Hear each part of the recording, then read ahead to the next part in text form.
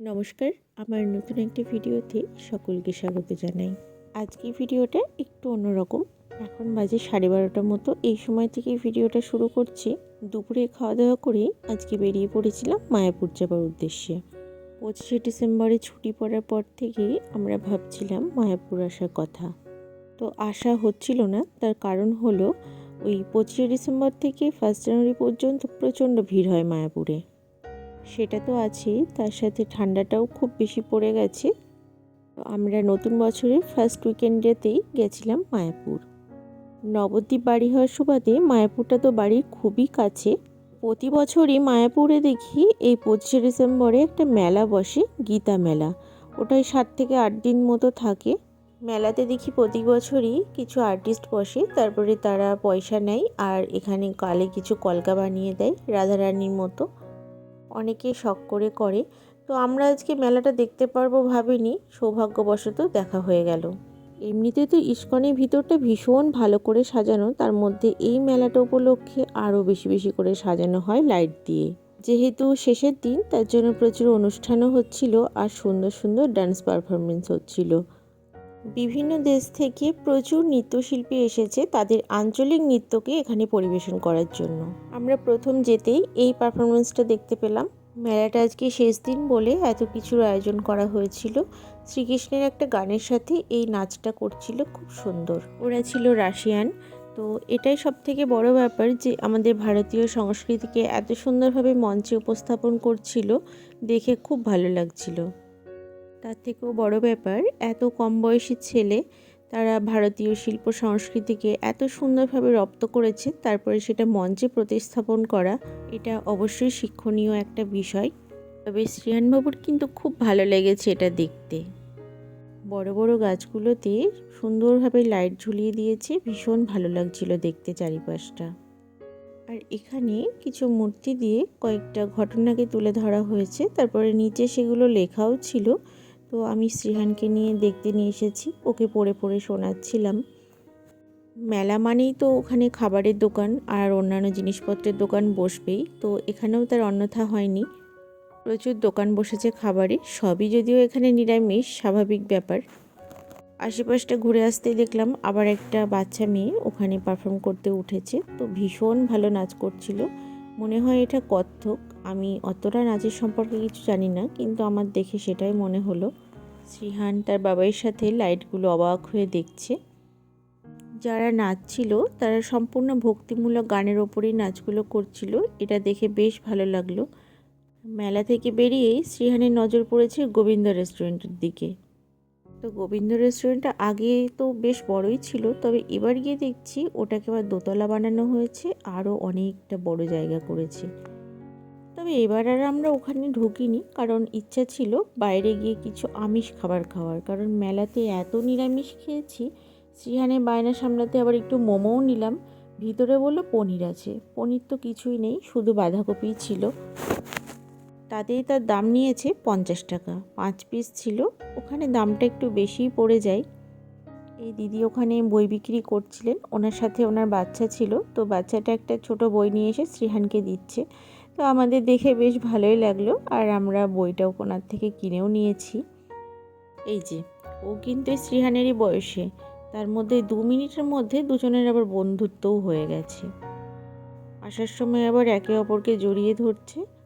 শ্রীহান তো এমনিতেই ওর বয়সী কাউকে দেখলে খুব খুশি হয়ে যায়। এই যে, এবার যারা নাচ করছে এটা একটা বড়দের গ্রুপ ছিল। অপূর্ব লেগেছে এনাদের পারফরমেন্স দেখতে। আমার সব থেকে ভালো লেগেছিল ওনাদের সাজসজ্জাগুলো। ঘাগরাগুলো এত সুন্দর লাগছে, আর দেখেই মনে হচ্ছে সামনে থেকে রাধারানী তার সখীদের সাথে নাচ করছে। কি শান্ত পরিবেশ, আর প্রত্যেকটা স্টেপ ভীষণ ধীরে সুস্থে, খুব সুন্দর হয়েছিল নাচটা। পরে আরও অনুষ্ঠান ছিল, তবে আমরা আর বেশিক্ষণ থাকতে পারবো না, কারণ ওদিকে আবার 8টার মধ্যে লঞ্চ বন্ধ হয়ে যায়। আর এত ঠান্ডাতে নৌকায় ওঠা একদমই সম্ভব না, লঞ্চে গেলেই ভালো হয়। এখানে আমি সাউন্ডটা বন্ধ রেখেছিলাম যাতে কপিরাইট না চলে আসে। আজকে এসে যাই হোক ভালোই হয়েছে, শেষের দিন না এলে হয়তো অনুষ্ঠানগুলো দেখতে পারতাম না। এদিকে এই বাচ্চাটা ধুতি পরে আছে বলে শ্রীহানের সেই কি হাসি।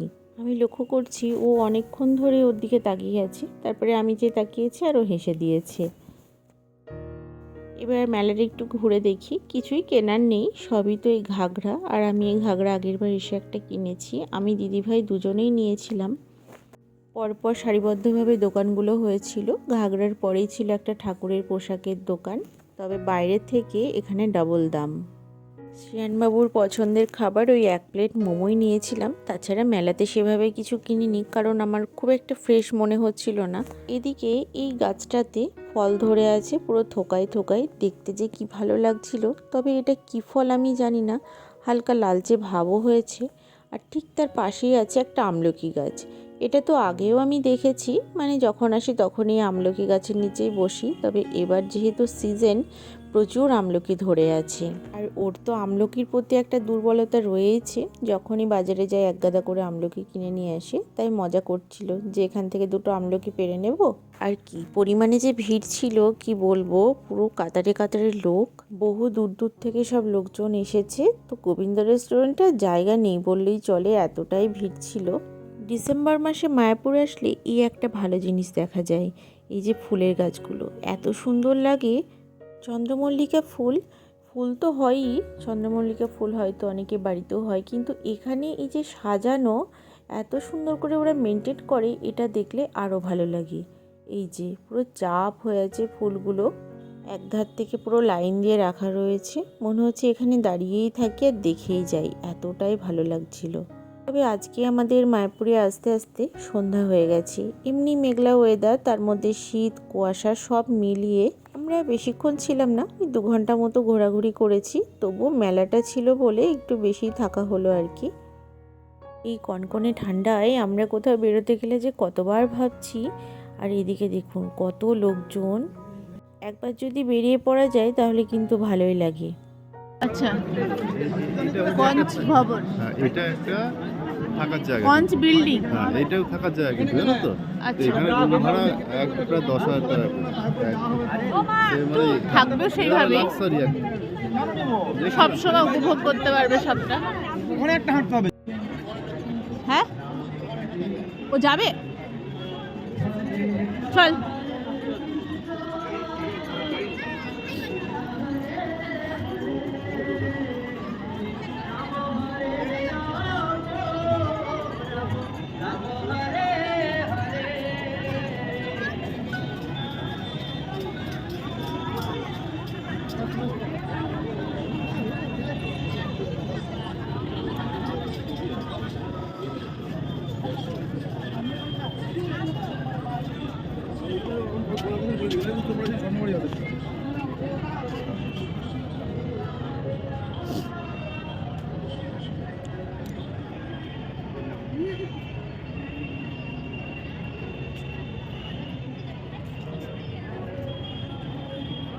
এখানে বিকেলের দিকে আসলে প্রত্যেকবার ফেরার আগে যেখানে একটু আমরা সময় কাটাই সেটা হলো ভজন কুঠির, যেখানে অখণ্ড হরিনাম হয় দিবারাত্রি। বাড়ি ফেরার আগে মন্দিরটাকে আরেকবার করে দেখে নিলাম, কবে যে এই মন্দিরের ভিতরে যেতে পারবো। যখন 7-8-এ পড়ি তখন একবার মায়াপুর এসেছি, সেই সময় থেকে এই মন্দির তৈরি হচ্ছিল, 2007 কি 8 সালের কথা বলছি। তবে অনেকেই কিন্তু অপেক্ষায় আছে এই মন্দির কবে সম্পন্ন হবে আর ভিতরে সবটা দর্শন করতে পারবে। এই যে এই দোকানটা এখান থেকে দেখা যাচ্ছে, এখানে না বিভিন্ন রকমের লাড্ডু বিক্রি হয়, কেক লাড্ডু এইসব, যেটা বাইরের থেকে দর্শনার্থীরা আসে তারা প্রসাদ হিসাবে কিনে নিয়ে যায় বাড়ির জন্য। আমরাও একবার কিনেছিলাম, তবে প্রচণ্ড মিষ্টি হয়। এবার বাড়ি ফেরা যাক, আমরা বাইরে বেরিয়ে এসেছি, এদিকে টোটোতেও উঠে গেছি। শ্রীহানবাবু তো পুরো ঢাকা, তার শুধু চোখটুকু বেরিয়ে রয়েছে। মায়াপুরের ঘাটের কিছুটা আগেই টোটোটা নামিয়ে দিয়েছে, বাকিটা হেঁটে যাচ্ছিলাম। আর এদিকে কিন্তু অনেকগুলো আমিষেরও দোকান রয়েছে, মানে এগরোল, মোগলাই, রুটি, চিকেন এসব বিক্রি হয়। তারপরে এই যে এত রাত হয়ে গেছে এখনও এই পেয়ারা মাখা বিক্রি হচ্ছে, সাথে করে আমও আছে, কী আম জানি না, তবে বিক্রি হচ্ছিল দেখলাম। মানে ওগুলোকে ওই লবণ কাসুন্দি সব কিছু দিয়ে মাখিয়ে বিক্রি করে। এই যে টিকিট কাউন্টারের সামনেও আমরা চলে এসেছি, এবার 2টো টিকিট নিয়ে নেবে লঞ্চের। আমাদের লঞ্চটাই কিন্তু লাস্ট ছিল, এরপরে আর পাওয়া যেত না, মানে 8:10 আমরা এখানে পৌঁছেছি। এই যে এই বাঁশের ব্রিজ, এখান দিয়ে গেলে ওই ঘাট। আমাদের বেশিক্ষণ দাঁড়াতে হয়নি, আমরা ঘাটে পৌঁছাতে লঞ্চও চলে এসেছে। এত পরিমাণে ঠান্ডা, নদীর জল দেখলেই ভয় করছে। আর পুরো শান্তও হয়ে আছে নদীটা। দেখুন লঞ্চে খুব বেশি লোকও নেই। আসলে ওই দিক থেকে লোকজন খুব কমই আসে, যা যাবে এই পার থেকে ওপারে যাবে।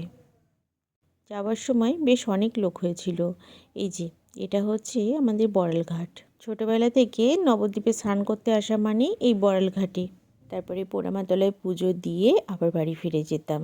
তখন তো আর জানা ছিল না জীবনের অর্ধেকটা সময় এই নবদ্বীপেই আমাকে কাটাতে হবে। তো আমরা নামার পরেই ওই 10 মিনিট মতো হাঁটা পর তারপরেই গেছিলাম একটা রেস্টুরেন্টে রাতের খাওয়া দাওয়াটা সেরে নেব বলে। এটা হচ্ছে 5 ফোড়ন, এটার নাম আর কি। আসা যাওয়ার পথে প্রত্যেকবারই দেখতে পাই, তবে এই রেস্টুরেন্টে আগে কখনো আসা হয়নি। দেখি আজকে খাবার দাবার কীরকম। আমি তো যেখানেই যাই আগেই দেখি জায়গাটা পরিষ্কার পরিচ্ছন্ন কিনা, তবে সেদিক থেকে এটাকে আমার বেশ ভালোই লেগেছে। খুব বেশি কিছু খাবার অর্ডার করিনি, কারণ খেতেও পারবো না। টুকটাক এটা ওটা যেহেতু খাওয়া হয়েছে, তো আমরা নিয়েছিলাম বাটার নান আর একটা চিকেন পাটিয়ালা বলে একটা আইটেম। তো ওনারা বললো ওটা খেতে খুব ভালো হয়। তো আমরা নেওয়ার পর দেখলাম খেতে বেশ ভালো ছিল। তবে সব থেকে আমার ভালো লেগেছে বাটার নানটা, খুব সফট হয়েছিল। আর শ্রিয়ানবাবু তো জেদ করে একটা ড্রিঙ্কস নিল, তো সেটা আমরা একটু একটু করে খেয়ে শেষ করে দিয়েছি। অল্প একটু ওকে দিয়েছিলাম, সেই জন্য তার আবার মনে মনে একটু রাগও হয়েছে। এত ঠান্ডায় কি ঠান্ডা জিনিস দেওয়া যায় বলুন? এত ঢেকে ঢোকে কষ্ট করে নিয়ে গিয়ে যদি এখন কোল্ড ড্রিঙ্কস খাই, দিয়ে ঠান্ডা লাগায়, তাহলে আর কি করব। আজকে ভিডিওটা তাহলে এখানেই শেষ করছি।